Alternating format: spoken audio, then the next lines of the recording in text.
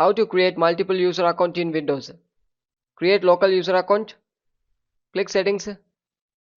Click account settings. Scroll down. Click other users.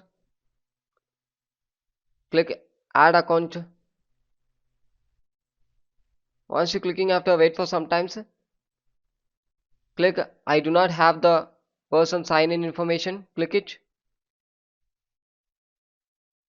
Click add a user without a Microsoft account and enter your username, enter your password and re-enter password. Click next.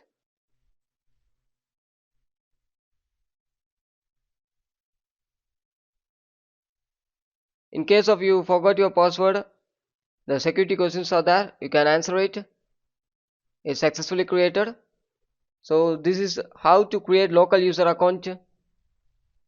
Next we are going to create a Microsoft account user. For this, click settings,